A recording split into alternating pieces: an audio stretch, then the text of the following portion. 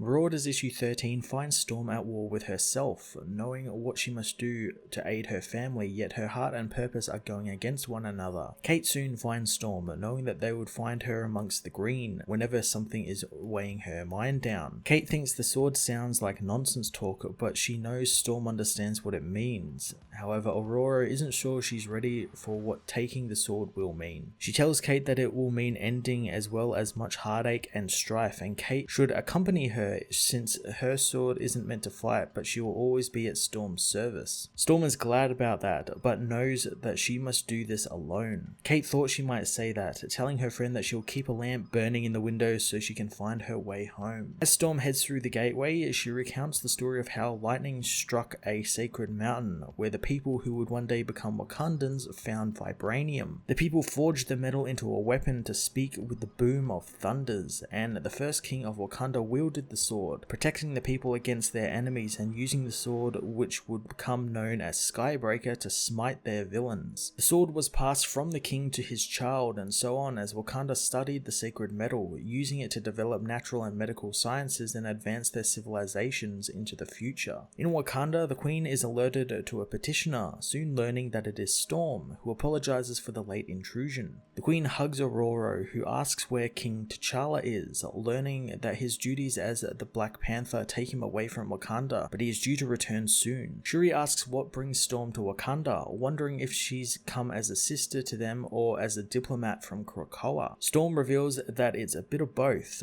telling them how Krakoa is currently at war with the sister island of Ororo and the sons and daughters of Apocalypse, who have agreed to a tournament of swords, requiring the mutants to recover 10 sacred swords to use, and one of those swords resides in Wakanda. The queen is quick to say that she will deploy Wakandan troops to join Krakoa, but Storm says that's not needed, since only designated champions with weapons can enter the other world and fight. Shuri wants to make her a sword of whatever specifications she wants, but the queen calls for the arms of Wakanda, saying Storm will have her choice of either the Nation Maker, the Panther's Claws, or the King's Mercy, all of which are very powerful and capable weapons. Storm is overwhelmed with the gratitude shown by the queen, but she requires only one weapon, the Skybreaker. The queen says that that's not possible since the people would riot if she were to take it. The queen says only a king may lay his hands on the sword, but Storm says that she wouldn't have asked if Krakoa or the world wasn't at stake, and if she doesn't arrive with the sword soon, they will all lose. The queen says that Ororo asks for much, and she would see that she would have it, but it's not up to her, telling the mutant that they need to wait until T'Challa returns, and until then, she can stay as their honored guest. Despite her hesitation, Storm accepts, and later on, Shuri comes to see Storm in her quarters, bringing her a grand feast. The two women share the meal, with Shuri realizing Storm is frustrated that she has to wait for T'Challa to return, and Storm knows she never meant to make this difficult. However, should T'Challa not return soon, the consequences will be regrettable. Shuri reminds her that should the sword be taken, it could sow discord amongst the people, and with the people already thinking so little of her brother and their family, it might just ignite a revolt and cost them many lives. Storm says she's always been about taking care of others' needs before her own, and if it was up to her, she wouldn't put them in this situation. But what awaits for them in Otherworld doesn't care for good intentions or political alliances, since the enemy will just annihilate everything. Shuri says that the same could be said for Krakoa, with the nation taking what it wants, wresting control of economic markets from others, and flooding the world with its cure-all flowers. But now they ask for something that could destabilize Wakanda. Shuri is suspicious since the contest comes at a very interesting time, but Storm really hopes that she doesn't think that this is just a ploy on Krakoa's part to hurt Wakanda, wondering if Shuri thinks that low of her or mutants. Shuri says she doesn't, and while Wakanda never signed a treaty with Krakoa, they freely let mutants come and go as they please and never discriminated against them. But Storm needs to realize that her taking this weapon could be seen as an act of war from Krakoa and could lead to dissent amongst the people. Storm again says that Earth is in peril, meaning that both their nations are in peril. Shuri knows that they need to wait for her brother, telling Storm that since her and her brother are in a place of mutual respect and affection, she shouldn't let her impatience damage all of the work they have put into repairing their relationship. Storm says that T'Challa has ignored her calls for his help since they are not convenient for him, but Krakoa goes to war for Wakanda as much as itself. Storm talks about how before she was Storm or an X-Man, she protected the plains and people called her the goddess, so she is well aware of the weight of people's needs and dependence, and she knows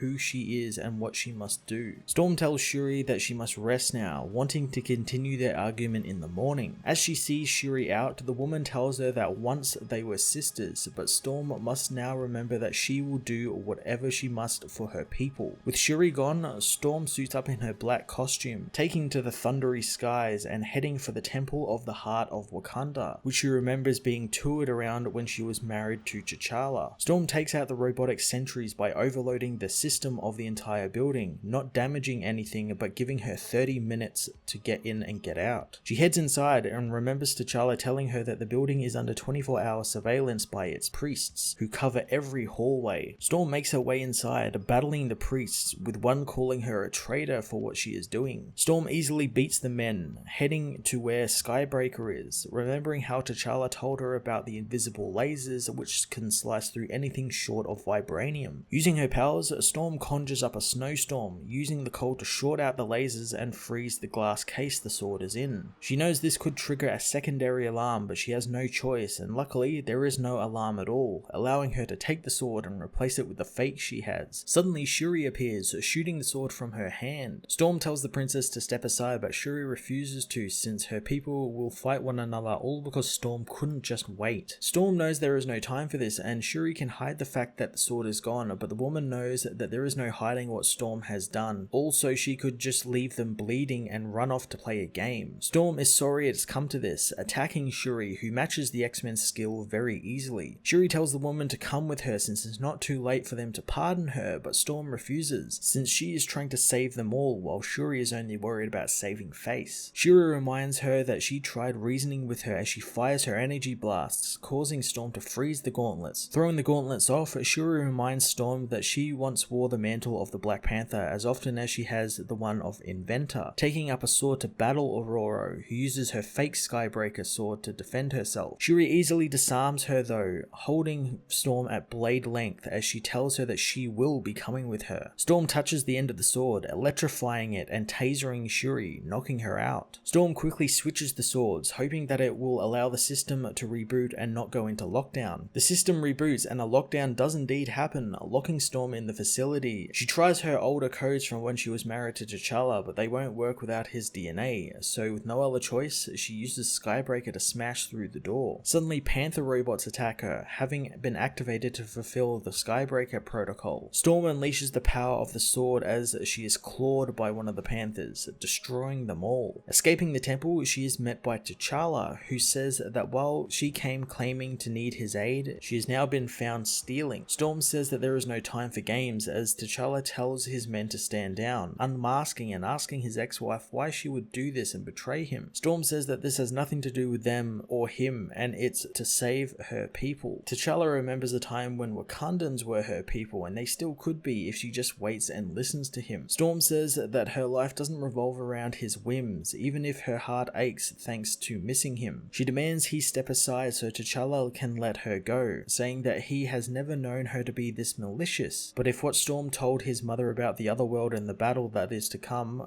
then he cannot stop her, and maybe he could do this with her. Storm says that this is bigger than any of them or their nations, and she couldn't wait for him to decide if he had the time. After a moment, T'Challa allows her to leave through the Krakoan gate, telling his men to destroy the gate, since the next time the emissary of Krakoa wishes to return, she won't be branded a thief, but will only be allowed to return if they so choose. Storm returns to Krakoa, telling Kate that it went worse than she thought, and they have lost the trust of some allies. Kate knows that she did what needed to be done, and Storm is aware that sacrifices must be made as she places the sword in the casting circle, joining Magic and Wolverine. Marauders issue 13 was a cool installment to the X of Swords event that could potentially have some pretty big implications outside of the event, as well as showcasing some really cool character moments for Storm and maybe putting her on a path that she doesn't particularly want to be on. The origin stories of all the swords so far have been fun to watch unfold through these issues, and this sword was no different, again digging into Wakandan lore to tell a story of a grand weapon that is used by the kings of Wakanda. One problem I'd say this issue had was, for some reason, reason, the same bit of information, that being Storm needing the sword now because the fate of the world is in danger, was repeated way too often, and most of her conversations just saw her keep repeating that fact, which doesn't make sense, since if, as we the reader got it the first time she said it during her speech with the Queen and Shuri, then I'm sure those characters as well would have understood it, and there would be no need to repeat it over and over. And because of that, we get these really bloated speech bubbles that cover up Mateo Lolly's really pretty art, especially when she's talking with Shuri in her room. There's just pages just covered in text. It's quite a bit of reading. Apart from that, I enjoyed Storm having to essentially cut ties with Wakanda, which, as I said before, could lead to something happening between the two nations now, since talks of treaties have basically dissolved and trust has been lost. So I'm intrigued to see what will happen once the X of Swords event is over, and if Storm has to return the Skybreaker sword to them. I'm going to give this issue an 8 out of 10.